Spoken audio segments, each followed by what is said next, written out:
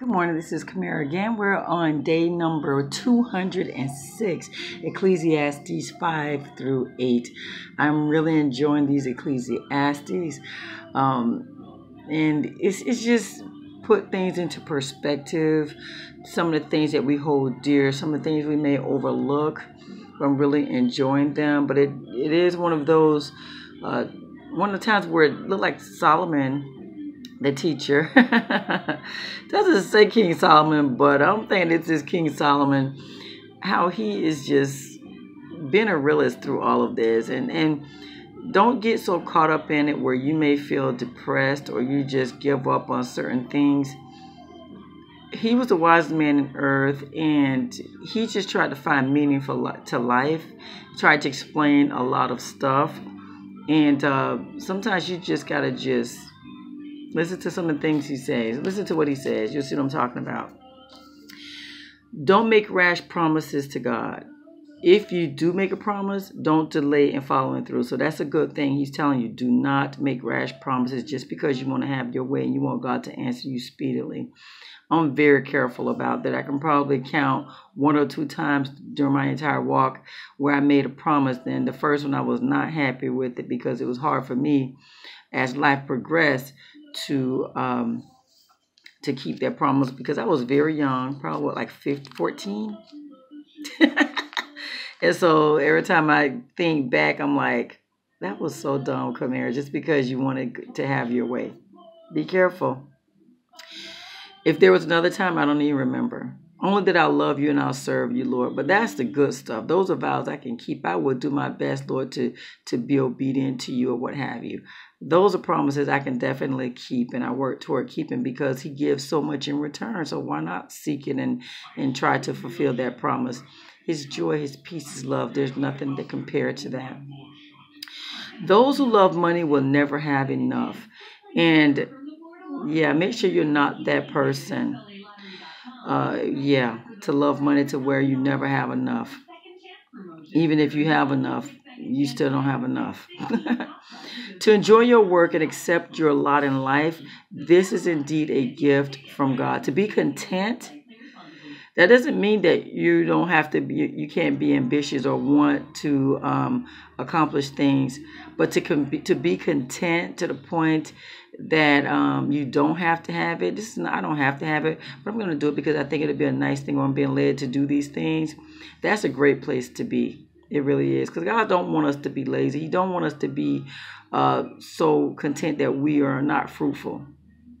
So yeah, enjoy what you have rather than desiring what you don't have, and that right there works to me with that other part. Those who love money will never have enough. Try to be content with what you have. Why desire something that's going to cause you stress? If I'm not willing to work for it, I don't need it. Therefore, I would not desire it. I look at certain things and I'm like, yeah, that's nice and all, but am I really willing to do what it takes to get that? I don't need it that bad. That's just me, though. I'm not saying that I don't like nice stuff. I want to try to be content in whatever I have, and if I can afford it, I get it. If I can't afford it, I don't desire it. And I don't envy the people who have it. I'm like, wow, they work for it. They like that. They deserve it. They worked for it. They deserve it. Yeah, I keep it simple. There's no use arguing with God about your destiny. There just isn't. Except where God is taking you, just go in faith. So yeah, there's no use arguing with God about your destiny. Ask him how to fulfill your destiny, though, right? A wise person thinks about death, while a fool thinks only about having a good time. No, we don't like to think about death. That's not a pleasant thought. But it is very important to at least ponder it, to at least put things into perspective. Don't get so carried away with having fun that you totally want to ignore. I'm going to live forever. I'm just going to think about having fun. Now you only live once. I think that you're missing out when you only think you only live once. I'm just going to have fun. No, you need to consider what's going to happen when something happens to you, because this is the thing. Denial that you're going to ever die and trying to compensate by having fun is not a good place to be. You want to prepare, at least spiritually, if no other way. Prepare spiritually what is going to happen to you and your family. You want to do as best you can to let your family know you love them while you can. You understand? So yeah, that's a good one. And it helps us to stop making dumb choices in life, you know? So yeah, I love this one. Finishing is better than starting. Finishing is better than starting. Isn't that something? It is so hard to start something, but it feels so good to complete something. I'm just saying. And you guys know I'm not reading everything in these Ecclesiastes. It's just certain things that I took out. But guys, please go through and read these Ecclesiastes. It's so good. It really is. Wisdom and money can get you almost anything, but only wisdom can save your life. Wisdom, making better decisions, better choices.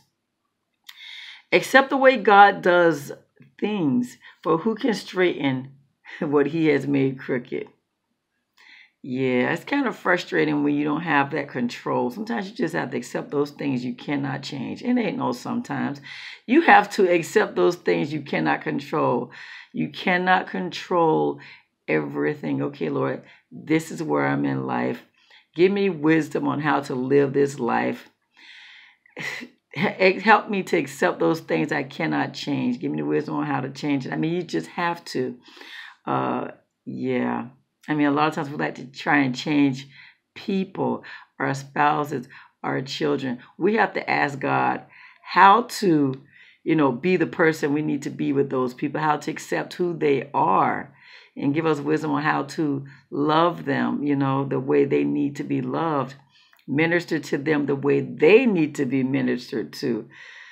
But yeah, who can straighten what God has made crooked? I'm not saying that's a wrong thing that person is being, but sometimes we like things a certain way.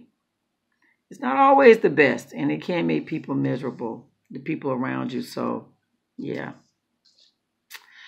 Not a single person on earth is always good and never sins. So guys, now you know I'm not perfect. I'm just saying, not a single person on earth is always good and never sins.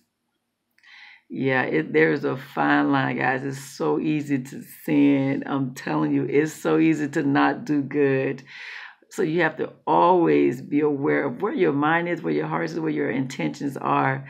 Ask God to continually show you yourself. And once he show you that ugly, where you have to ask him to help you to accept it and to repent. You just have to.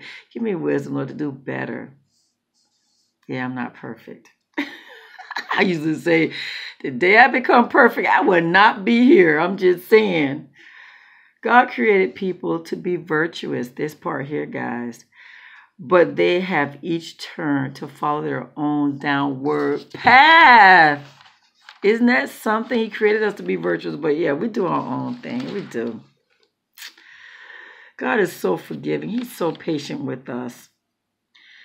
You ever think about how parents are so discouraged by the way their kids turn out? They have no patience to just say, you know what? This is their life. I raised them the best way I know how. They're doing these things. I'm about to lose my mind. And they lose patience with their child. What about God who created us? How patient he is with us. And he doesn't like when we make bad choices, but he's not as judgmental with us as we are to others. He is so patient with us, but we find it hard to be patient with our children as they mature, with our spouses when they're going through, with just random people. We just look down on people and just start judging them. We are so harsh. But God is so patient that he's the one who created us. That's the crazy part. He knows our deepest thoughts and our hearts and our minds. And he forgives us and he's patient with us and he's merciful with us. We need to check ourselves. No, we are not God, but we are supposed to try and be as close to God as we can. We can't do it alone, though. We have to ask Him and ask Him to help make it sincere. So when things happen, we just say, Lord, just teach us what you want us to learn out of this. Help me to understand. Give me wisdom on how to deal with this situation, how to deal with this person. Teach me how to love this person. Yeah. Those who are wise will find a time, I love this one, will find a time and a way to do what is right. Those who are wise, right? For there is a time and a way for everything, even when a person is in trouble. That is so awesome. Those who are wise will find a time and a way to do what is right.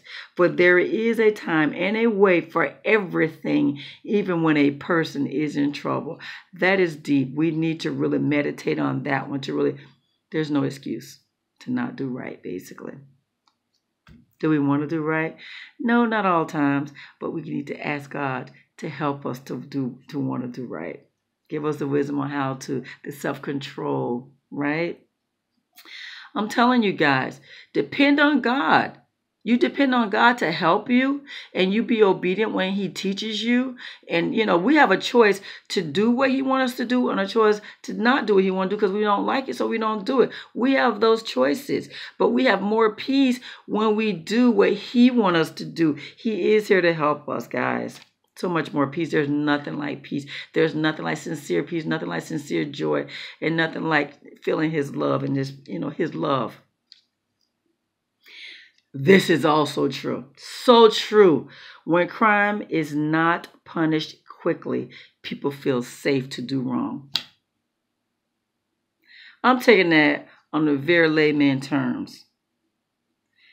When your child does something and is not disciplined about it immediately, you don't have to discipline about everything. Is not, you don't have to. Sometimes you just look at them or whatever. I guess looking at them certain ways is certain discipline, but understand no one's perfect. But you ever notice that when you keep letting them slide and slide, they get worse? For instance, if they have to clean the kitchen and they don't do the pots, and you're like, you know what? It was late, what have you. So let them slide. Then you start noticing they're leaving more and more pots. It gets worse. You have to get on them and say, listen, get up and do it. Take care of this now. Or if they don't clean the bathroom, just certain things. Or if they don't do their homework and you let them slide, you have to teach them. That is unacceptable. And I'm taking it on the very, very, very, very layman term. But you guys already know when people sin and nothing happens, they feel comfortable about doing it continually. God is so merciful. He really is. That is why we have so much fornication. That is why we have just a lot of bad stuff. Thieves, they go and steal, they get away with it, they feel comfortable about doing it again. Gossipers, if something doesn't happen to their tongue or there's no repercussion immediately, they continue gossiping. That's just how it is. When crime isn't punished quickly, people feel safe to do their wrong. Just saying. Cheaters, whatever. Eat, drink, enjoy life, experience some happiness along with all the hard work God gives under the sun. Yeah. I try to enjoy life. I really do. I don't have to sleep around to enjoy life. I don't have to treat people bad to enjoy life. I really don't. But I do find joy. I do. So I thank God for that because it is Him who gives me the joy throughout life. I don't have to have fancy cars. I don't have to have a big car. I don't have to have a lot of money. But I will tell you this. Eat, drink, enjoy life. Experience some happiness along with all the hard work God gives under the sun. Don't critique everything. Don't judge everything. Accept people for who they are. Don't compare yourself to other people. Don't do that. You be the person who God wants you to be. Ask God to teach you how to enjoy life. You don't have to have a lot of stuff to enjoy life. You just don't have to. No one can discover everything God is doing under the sun, not even the wisest person. So guys, these are just some of the Ecclesiastes. So good, so good. Examine yourself, meditate on this word, ask God for wisdom. Ask him for wisdom and really consider a lot of this stuff. It'll take down your stress level. It will help put things into perspective. I'm enjoying Ecclesiastes. I really am. So guys, we're on day 206, Ecclesiastes, chapter 5 through chapter 8. You have a God-filled, blessed day.